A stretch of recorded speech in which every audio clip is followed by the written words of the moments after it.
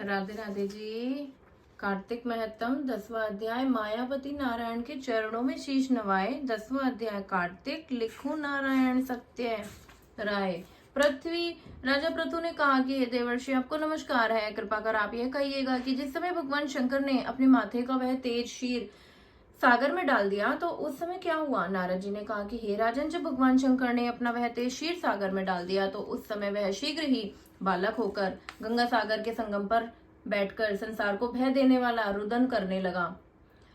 उसके रुदन से समस्त संसार व्याकुल हो उठा। लोकपालों के मन में भी व्याकुलता हुई। चराचर चलायमान हो गया। शंकर सुवन के पितामह रुदन से ब्रह्मांड व्याकुल हो गए। समस्त देवता और ऋषि मुनि व्याकुल होकर लोक और उनकी स्तुति की। फिर वह कहा कि हे पितामह, यह तो बड़ा ही भयंकर समय उपस्थित हुआ है। हे महायोगिनी, इसका तो नाश कीजिए। तब देवताओं की यह बात सुनकर श्री ब्रह्मा जी सत्यलोक से उतरकर उस बालक को देखने के लिए समुद्र तट पर आए। समुद्र में ब्रह्मा जी को आता देख प्रणाम किया और बालक को उठाकर उसकी गोद में दे दिया। तब विस्मित होकर श्री ब्रह्मा जी ने पूछा कि हे सागर, तुम शीघ्र कहो कि यह बालक किसका है। समुद्र ने विनम्र शब्दों में कहा कि हे प्रभु, यह तो मैं नहीं जानता, किंतु मुझे इतना अवश्य ज्ञात है कि यह गंगा सागर के संगम पर प्रकट हुआ है।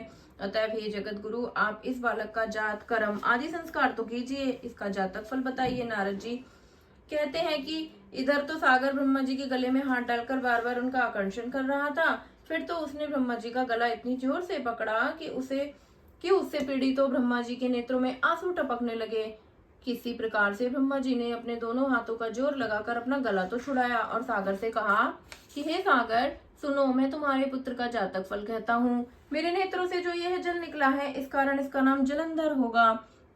यह उत्पन्न होने के साथ ही तरुण हो गया और इससे यह सब शास्त्रों को परागामी और महापराक्रमी, महावीर, बलवान, महायोद्धा और रण दुर्मुद होगा। यह बालक सब दैत्यों का अधिपति और श्री भगवान विष्णु को जीतने वाला होगा तथा यह कहीं भी कभी भी नहीं हारेगा। एक भगवान शंकर को छोड़कर यह सबसे अवध्य होगा। जहां से उत्पन्न हुआ है फिर वहीं जाएगा। इसकी स्त्री बड़ी पतिव्रता, सौभाग्यशालिनी, सर्वांग सुंदरी और परम मनोहर, मिष्ट भाषिणी और शीलवान होगी।